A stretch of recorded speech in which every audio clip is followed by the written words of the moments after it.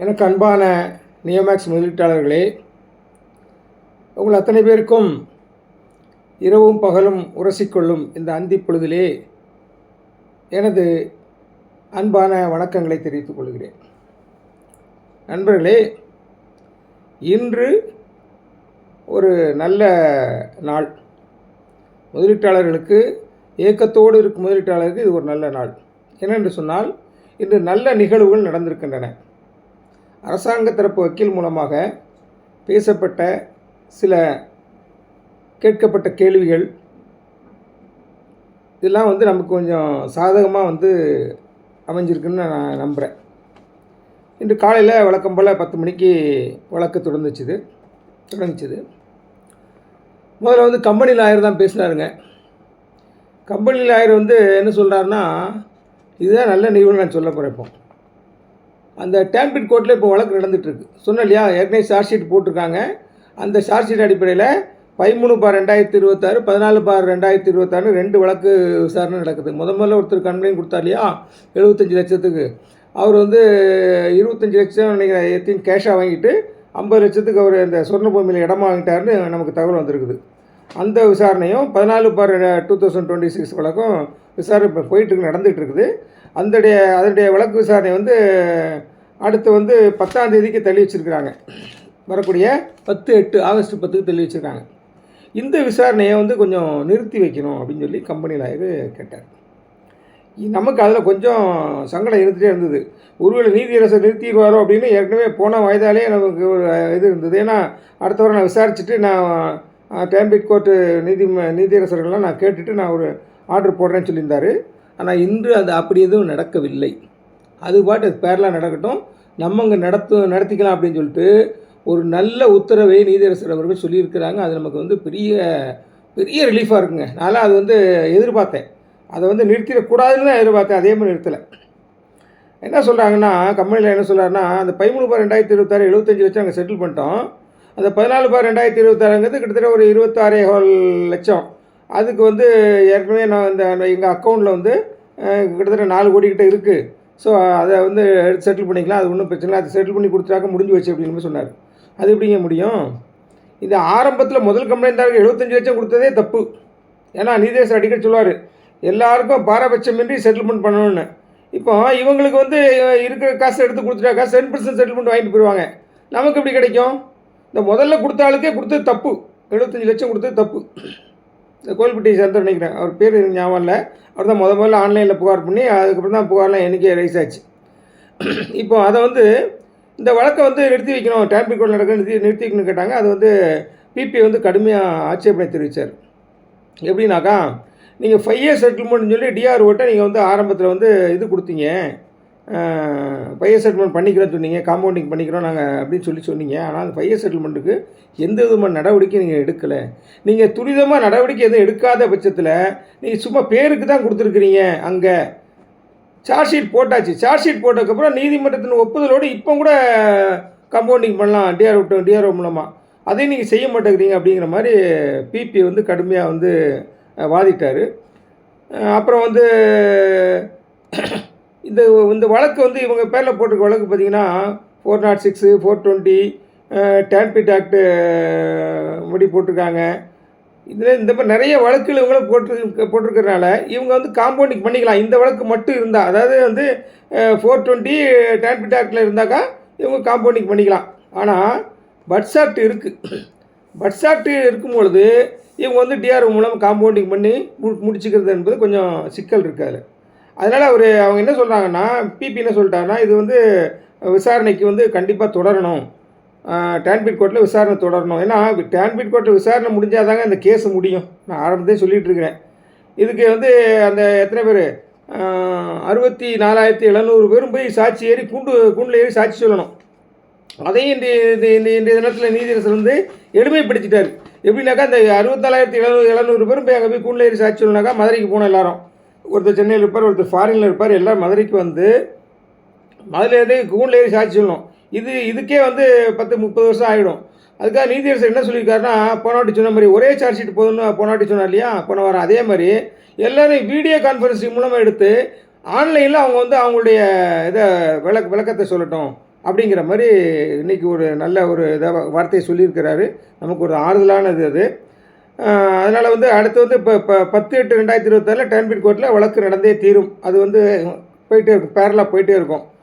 அதனால் வந்து இப்போ அங்கே போயிட்டுருக்கிறதுனால கம்பெனியில் என்ன சொல்கிறாரு, அங்கேயும் வழக்கு நாங்கள் போய் அட்டன் பண்ண வேண்டியிருக்கு, இங்கேயும் வர வேண்டியிருக்கு. அதனால் நீங்கள் வாரம் வெள்ளிக்கிழமை தூரம் போட்டுருங்க. இதை வந்து 15 days ஒன்ஸு ஹைகோர்ட்டில் நடத்துங்க, ஹியரிங் போடுங்க அப்படிங்கிற மாதிரி கம்பெனி தரப்பில் சொல்கிறாங்க. அதாவது எவ்வளோ தூரம் நீட்டிக்கணுமோ அவ்வளோ தூரம் நீட்டிக்கலாங்கிறது தான் அவங்களோட எண்ணமாக இருக்கும். அதுக்கு ஒரு சின்ன சான்று என்னென்னா 16 சொத்துக்களை கொடுத்துருக்காங்க. இப்போ அந்த 16 சொத்தை வந்து இவங்க ஸ்டேட்டஸாக வந்து சப்மிட் பண்ணுறாங்க. யூஓடபிள்யூ வந்து காவல்துறை சார்பாக ஸ்டேட்டஸ் ரிப்போர்ட்டாக கொடுக்குறாங்க. கொடுக்கும் பொழுது கம்பெனி தரப்பு என்ன சொல்கிறாங்க, அதில் 1லேருந்து 12 வரைக்கும் எங்களுக்கு அப்ஜெக்ஷன் இருக்கணும். அப்ஜெக்ஷனே இல்லை. ஆனால் 12லேருந்து 16 வரைக்கும் எங்களுக்கு கொஞ்சம் அப்ஜெக்ஷன் இருக்குது, எங்களுக்கு கொஞ்சம் கால அவகாசம் வேணும் அப்படின்னு கேட்குறாங்க. அப்போ பிபி வந்து கடுமையாக அதை வந்து சாட்டிட்டார். இங்கே ஒவ்வொரு முறையும் இப்படி தான் சொல்கிறாங்க, கொடுக்கும்போது தான் வந்து ஏதாவது ஆட்சேபம் இருக்குதுன்னு சொல்லிட்டு எப்படி டிலே பண்ணிகிட்ருக்காங்க அப்படின்னு இன்றைக்கி ஒரு கண்டனத்தை பதிவு பண்ணார். அது நமக்கு வந்து ரொம்ப ஆறுதலான விஷயம். அதாவது பாதிக்கப்பட்டவர்களுக்கு எப்போ தீர்வு கிடைக்கும்னு நினச்சிட்டு இருக்கவங்களுக்கு ஒரு ஆறுதலான விஷயம். அப்புறம் வந்து ஸ்பீடாக வந்து இவங்க வந்து இதை வந்து ஒத்துழைப்பு கொடுத்து இந்த கேஸை நகர்த்தி கொண்டு போக மாட்டேங்கிறாங்க, ஏதோ கடமைக்கு பண்ணுற மாதிரி பண்ணுறாங்க, இதை இழுத்தடிக்க தான் பார்க்குறாங்க அப்படிங்கிறதையும் இன்றைக்கி பதிவு பண்ணிட்டாங்க. அது வந்து ஒரு நல்ல நிகழ்வு நமக்காக. அடுத்து வந்து அட்வர்டைஸ்மெண்ட் சம்மந்தமாக பேச்சு எழும்போது இந்த பார்ட்டி இன் பர்சன்லேயே வந்து சனிக்கிழமை அட்வர்டைஸ்மெண்ட் கொடுத்தா நல்லது. இந்த 16 சொத்துக்களை அடுத்து ஏலம் விடணும் இல்லையா, அதை வந்து ஏலம் விடுறதுக்கு சனிக்கிழமை ஏலம் விட்டால் நல்லது, எல்லோரும் பார்ப்பாங்க அப்படிங்கிற மாதிரி பார்ட்டி இன் பர்சன் ஒருத்தர் சொன்னார். ஐ திங்க் கணேஷ் ஆதித்ய நினைக்கிறேன். அதனால் அதைப்படியே நம்ம செஞ்சால் நல்லது அப்படிங்கிற மாதிரி நீதியரசர் சொல்லியிருக்கிறாரு. அப்புறம் வந்து எம்எஸ்சிசி தரப்பில் என்ன சொல்கிறாங்கன்னா 1319 பேர் பணம் கட்ட வேண்டியது இருக்குது. 8260 ரூபா ஏலம் எடுத்தவங்களில் 1319 பேர் பணம் கட்ட வேண்டியிருக்கு. அதில் 16 பேர் மட்டுமே 8260 ரூபா கட்டியிருக்காங்க. பேலன்ஸ் உள்ளவங்க இன்னும் கட்டலை அப்படின்னு சொல்லி அவங்க சொன்னாங்க. அப்போ நீதியரசர் என்ன சொன்னார், இன்னொரு கொஞ்ச நாள் இன்னும் ஒரு 10 டேஸ்க்கு டைம் கொடுங்க. டைம் கொடுத்து அவங்க கட்டலைனாக்கா அதை கேன்சல் பண்ணிவிட்டு அதையும் வந்து இந்த ஏலத்தில் வந்து இதோடு சேர்த்துருங்க. இது இந்த இன்னொரு 10,000 பிளாட் இன்னும் பேலன்ஸ் இருக்குது, அதில் ஏதோ அப்ஜெக்ஷன்லாம் இருக்குது, ஜேவிலாம் இருக்குதுன்னு சொல்லி நிறுவன தரப்பு சொல்லியிருக்காங்க. அதெல்லாம் அவங்க கிளியர் பண்ணிட்டு வரட்டும், வந்தவுடனே அதையும் சேர்த்து நம்ம கொடுத்துடலாம் அப்படிங்கிற மாதிரி, மொத்தமாக ஏலம் விட்டலாம் அப்படிங்கிற மாதிரி, 4th ரவுண்டுக்கு ஏலம் விட்டலாம் அப்படிங்கிற மாதிரி நீதியரசர் சொல்லியிருக்காரு. அடுத்தடுத்து இனிமேல் நம்ம விசாரணை வந்து ஒவ்வொரு வெள்ளிக்கிழமை நடக்கலையா, நடக்கும் பொழுது நீதியரசர் என்ன சொல்லியிருக்காருன்னா, ட்ரையல் கோர்ட்டில் என்ன நடக்குங்கிறத முதல்ல பேசுவோம் நம்ம. ஏன்னா அவருக்கு அதுலேயும் இப்போ அக்கறை செலுத்த ஆரம்பிச்சிட்டார். இது நமக்கு நல்ல நிகழ்வுங்க, எல்லாம் சந்தோஷப்படுங்க உண்மையிலே. ஏன்னா இங்கே நான் என்ன நினச்சிட்டு இருந்தேன்னா, அதை நான் கடைசியில் சொல்கிறேன் என்ன நினச்சிட்டு இருந்தேன்னு. இப்போ வந்து அவர் என்ன சொல்லிட்டாருன்னா, ட்ரையல் கோர்ட்டு விஷயத்தை முதல்ல பேசுவோம், அதன் பிறகு எம்எஸ்சிசியில் ஏலம் எப்படி போய்ட்டுருக்குங்கிறத வந்து அடுத்தபடியாக பேசுவோம்.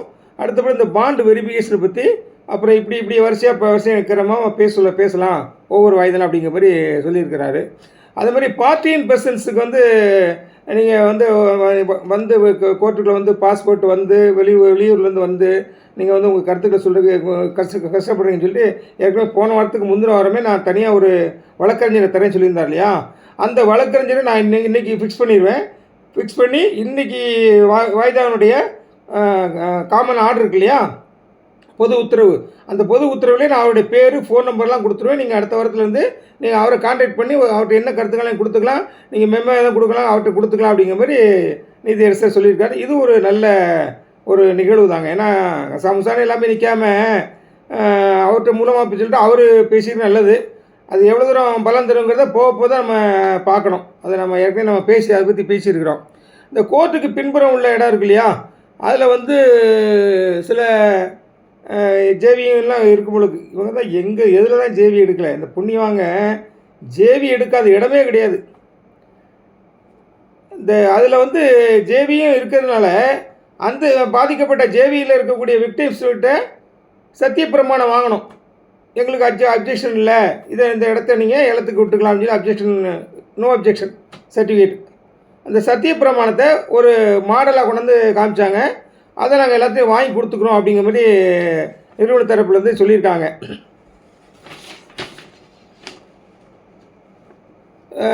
திருநெல்வேலியை சேர்ந்த ஒரு டைரக்டர், அவர் ஏதோ சொத்துக்களெல்லாம் தூத்துக்குடியில் சொத்துக்கள்லாம் விற்றுக்கிட்டு இருக்கிறாரு அப்படிங்கிற மாதிரி பார்ட்டியின் பர்சன் தரப்பில் பேசுகிறாங்க. அந்த ஹாஸ்பிட்டலில் இருக்கு இல்லையா, அர்ஷிதா ஹாஸ்பிட்டல் இருக்கு இல்லையா, அதில் உள்ள டாக்டர் இளங்கோவன் அவர் வந்து எல்லாம் இதில் வந்து எக்கச்சக்கமான இதில் பண்ணிக்க குற்றால ரிசார்ட்டு பேர்லேயும் ஏதோ இது வாங்கியிருப்பாங்க பொழுது, அடகு வச்சுருப்பாங்க பொழுது. இவங்க எல்லாம் இப்படிலாம் நடக்கப்போ தெரிஞ்சுட்டே பிளான் பண்ணி செஞ்சுட்டாங்க என்னன்னு தெரியல. எல்லாமே பிளான் பண்ணி, இப்போ வாகனத்தின் பேரில் கடன், வாகனத்தை ஏலம் விட முடியல. இப்போ குற்றால ரிசார்ட்டு அந்த அர்ஷிதா ஹாஸ்பிட்டல் மேலே ஏதோ அடமானம் வச்சுருப்பாங்க பொழுது. இவங்க எதுவுமே விடல. ஏற்கனவே அர்ஷிதா ஹாஸ்பிட்டலு அனுபானடியில் இருக்கு இல்லையா மதுரையில், அது போல் பேங்க் லோன் இருக்குதுன்னு சொல்லிட்டு பேங்க் வந்து ஜப்திக்கு வந்தாங்க. இந்த மாதிரி எதுவுமே நமக்கு அதாவது முதலீட்டாளருக்கு கிடைக்க விடாத அளவுக்கு என்னென்ன பண்ணுமோ எல்லாம் இவங்க பண்ணி வச்சுருக்காங்கங்கிறது இப்போ வெட்ட வெளிச்சமாக தெரிய வருது. நிறுவனத்தரப்பு வந்து அடுத்து என்ன சொல்கிறாங்கன்னா, இப்போ 577, இது கொஞ்சம் ஷாக்கான விஷயந்தான், பயந்துராதிங்க. 577 பாண்டு வந்து ரிஜெக்ட் பண்ணியிருக்காங்க. யார்? நிறுவன தரப்பு 577 பாண்டு, அதில் யாராக இருக்கான்னு தெரில, அதை வந்து ரிஜெக்ட் பண்ணியிருக்கோம் அப்படின்னு சொன்னோடனே நீதியரசர் என்ன சொன்னாங்க, இது வந்து நீங்கள் இன்ஃபார்ம் பண்ணணும் இல்லையா அவங்களுக்கு. இப்போ அதாவது யார் பாண்டு உரிமைதாரரோ அவருக்கு நீங்கள் இன்ஃபார்ம் பண்ணணும் இல்லையா. யூஓடபிள்யூட்ட சொல்லிவிட்டு யூஓடபிள்யூக்கு முதல்ல இன்ஃபார்ம் பண்ணிடுங்க, அந்த லிஸ்ட்டை கொடுத்துருங்க. அதுக்கு அதன் பிறகு கோர்ட்டுக்கும் நீங்கள் வந்து 14/8/2026 கோர்ட்லேயும் கொண்டாந்து நீங்கள் அந்த லிஸ்ட்டை சப்மிட் பண்ணணும். இந்த 577 பாண்டு என்னென்ன இப்போ யார் யார் பேரில் இருக்கிற பாண்டுங்கிற லிஸ்ட்டை கொண்டு வந்து கொடுக்கணும்னு சொல்லியிருக்கிறாரு. அப்புறம் ஒரு 10,220 பாண்டுக்கிட்ட மிஸ்மேட்ச் ஆகுதான். அதாவது அவங்களுக்கு இருக்க லிஸ்ட்டுக்கும் இவங்களுக்கு மிஸ்மேட்ச் ஆகத்தான் செய்யும். ஏன்னா 78 கோல்மால் பண்ணியிருக்கானுங்க. 420s எல்லாம் போலி பாண்டு அடித்து விட்ருக்காங்க, கோல்மால் நிறையா பண்ணியிருக்கானுங்க. இதை சொன்னால் மக்களுக்கு பீதி உண்டாக்குறாரு இவர் சுந்தர் தியாகராஜன் அப்படிம்பாங்க. நான் உண்மையை சொல்கிறேன், உண்மையை உறக்க சொல்கிறேன். நான் இவங்க எல்லா தப்புகளும் பண்ணியிருக்கானுங்க. இவங்களும் தண்டிக்கப்பட வேண்டியவர்கள் தான். ஆனால் உண்மையிலே வந்து தப்பு பண்ணவனை தண்டிக்கணும். நான் பல முறை சொல்லியிருக்கிறேன், இந்த நிறுவனத்தில் கிட்டத்தட்ட 60% வந்து ஏஜென்ட்ஸ் தான் நான் அடித்து சொன்னேன். 60% ஏஜென்ட்ஸ் தான் அப்படின்னு நான் சொன்னேன். இன்றைக்கி அதை பார்ட்டியின் பர்சனாக போனவங்க உள்ளே பேசியிருக்காங்க. 15,000 20,000 பேர் தான் பாதிக்கப்பட்டவர்கள். இதில் 64,700 பேரில் இதுவரைக்கும் லிஸ்ட்டு வந்தது 64,700 பேர். அதில் வந்து வெறும் 15,000 20,000 பேர் தான் பாதிக்கப்பட்டவர்கள் சொல்லியிருக்காங்க. இன்றைக்கி சொல்லியிருக்காங்க கோர்ட்டில். அப்போ அதனால் இப்போ அவங்க தான் ஏலம் எடுத்துகிட்டு இருக்காங்க அப்படிங்கிற மாதிரிலாம் இப்போ நீதியரசருக்கு போக ஆரம்பிச்சிச்சு. நீதியரசருக்கு இப்போ தான் கொஞ்சமாக வந்து திரைகள்லாம் விலகி சில விஷயங்கள்லாம் அவர் காதுக்கு போகுதுன்னு நினைக்கிறேன். ஏன்னா நம்ம ஆரம்பத்துலேருந்தே யூடியூப் வீடியோவில் பேசிட்டு தான் இருக்கோம். அது வந்து உண்மையை உறக்க சொல்லிட்டு தான் இருக்கோம். அது நீதியரசருக்கு போகும் நான் பேசுகிறேன். ஆனால் இப்போ சில விஷயங்கள் பார்ட்டியின் பர்சன் மூலமாக போகிறது நல்லது தான். இப்போ 15,000 பேரில் 20,000 பேர் தான் பாதிக்கப்பட்டவங்கன்னா அவங்களுக்கு செட்டில்மெண்ட் பண்ணுறது ரொம்ப ஈஸியாச்சே. இருக்கிற சொத்துக்களை 100% என்ன பெனிஃபிட்டோடு செட்டில்மெண்ட் பண்ணலாம். ஆனால் இப்போ குறுக்க நிற்கிறது யார்?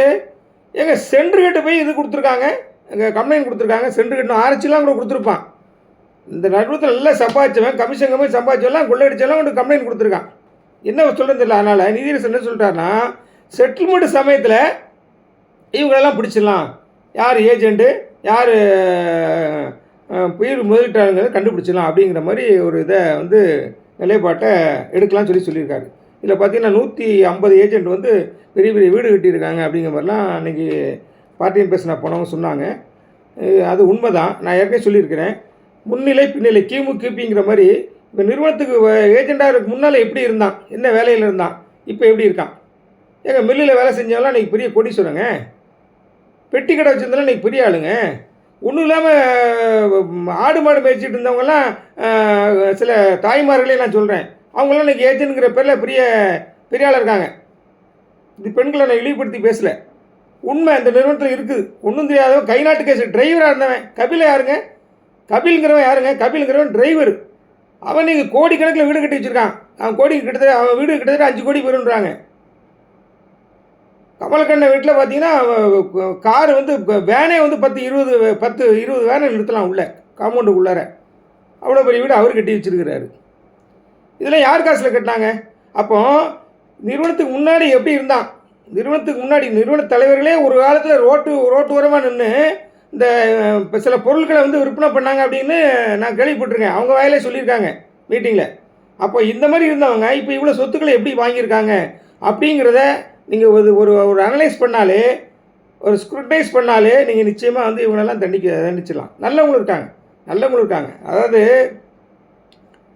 1000 குற்றவாளி தப்புனாலும் ஒரு நிருபராதி தண்டிக்கப்படக்கூடாதும்பாங்க. அதுதான் நம்மளுடைய நிலை. நல்ல ஏஜென்ட்ஸ் இருக்காங்க, நல்ல ஏஜென்ட்ஸு தன்னுடைய சொந்த சொத்தை விற்று கொடுக்குறவங்களாம் இருக்காங்க. அவங்களெல்லாம் வந்து நம்ம குறை சொல்ல முடியாது. அதே மாதிரி அடுத்த வழக்கு வந்து 7/8/2026 போட்டிருக்காருங்க. 7/8/2026 அடுத்த வெள்ளிக்கிழமை போட்டுக்கிறாரு. அடுத்த வெள்ளிக்கிழமை தான் சொல்லியிருக்காரு. 15 நாளைக்கு அவர் இன்னும் ஒப்புதல் கொடுக்கல. இப்போ நான் என்ன சொல்கிறேன்னா, இந்த ஏக்கர் ஜேவிங்கிறதே பார்த்தீங்கன்னாக்கா, எனக்கு வந்து ஒருத்தர் வந்து அடிக்கடி ஒரு ஒரு வயசான பெரியர் 75 வயசு ஆகுது. என்னோட எனக்கு அண்ணன் சகோதரர், மூத்த சகோதரர் மாதிரி. அவர் என்ன சொல்கிறாருன்னா, எனக்கு விற்ற சொத்தையே வில்லுங்க சொத்தை விற்றுட்டாங்க என்கிட்ட. ஏன்னா எனக்கு யார் விற்றாங்களோ அவங்களுடைய பிள்ளைகள், பெண் பிள்ளைகள்லாம் வந்து உரிமை கோரி இப்போ வந்து அந்த ஏக்கரை நான் அனுபவிக்க விடாமல் பண்ணுறாங்க அப்படிங்கிற மாதிரி சொல்கிறாங்க. இவங்க என்ன பண்ணியிருக்காங்கன்னா, இந்த ஏக்கர் ஜேவிங்கிறதே பார்த்தீங்கன்னா, இந்த ஃப்ராடுங்க எல்லாருமே என்ன பண்ணியிருக்காங்கன்னா, இவங்க கையெழுத்து எதுவுமே போடல. இவங்க அந்த அந்த அக்ரிமெண்ட் போட்டிருக்காங்க இல்லையா, இப்போ பத்திரத்தில் 100 ரூபா பத்திரத்தில், அது கூட வந்து பாலா கையெழுத்து போட்டிருக்காரு. ஆனால் அந்த ஏக்கர் ஜேவிலாம் பார்த்தீங்கன்னா வேறு யாரோ ஒருத்தன் தான் நமக்கு வந்து பதிவு பண்ணி கொடுத்துருப்பான். இப்போ நம்ம அந்த ஏக்கர் ஜேவி எல்லாம் உள்ளே ஒரிஜினல் பத்திரத்தில் நம்ம கேட்க போகிறோம். ஒரிஜினல் பத்திரத்தில் நம்ம கேட்க போகிறோம். அதுக்கு ஒரு குழு அமைச்சாச்சு, நாங்கள் ஃபார்ம் ரெடி பண்ணிட்டோம். ஒரு பெரிய லீடிங் லாயரை பிடிச்சி எங்களுக்கு ஒரிஜினல் பத்திரம் வேணும் அப்படின்னு சொல்லி நம்ம கேட்க போகிறோம். ஏன்னா இப்போ அவங்க வந்து கோர்ட்டில் வந்து என்ன சொல்லுவாங்கன்னு தெரியுமா, இது எங்கள் இடம் கிடையாது, இது நான் விற்கலாமா, நியோமேக்ஸ் நிறுவனம் விற்கலை அப்படிம்பாங்க. அப்படி தான் இருக்குது. ப்ரைவேட் பார்ட்டி தான் எழுதி கொடுத்த மாதிரி தான் பண்ணியிருக்கானுங்க. எல்லாம் பிளான் பண்ணி தான் பண்ணியிருக்கானுங்க. இப்போ அந்த மாதிரி வந்தான்னா சொன்னான்னா, தோழர்களே மனசில் வச்சுங்க, நம்ம வீதியில் இறங்கி இவங்களெல்லாம் கேரவ் பண்ணி முற்றுகையிட்டு போராட்டம் எடுத்ததுக்கு தயாராக இருக்கணும். மண்டை உடஞ்சாலும் பரவாயில்ல, இவங்களை எதிர்த்து இவங்க அந்த மாதிரிலாம் வேலை பண்ணியிருக்காங்க. நிச்சயமாக கோர்ட்டில் வந்து அப்படி தான் பேசுவானுங்க. இன்றைக்கி இவங்களுடைய சுயரூபம்லாம் வெளியே வந்துருச்சு. கொஞ்சமாக வெளியே வந்துருச்சு. நீதியரசர் என்ன பண்ணார், எங்கே அந்த டான்பிட் கோர்ட்டுடைய விசாரணையை வந்து அவர் நிறுத்திடுவாரான்னு நினச்சேன், நான் பயந்தேன்.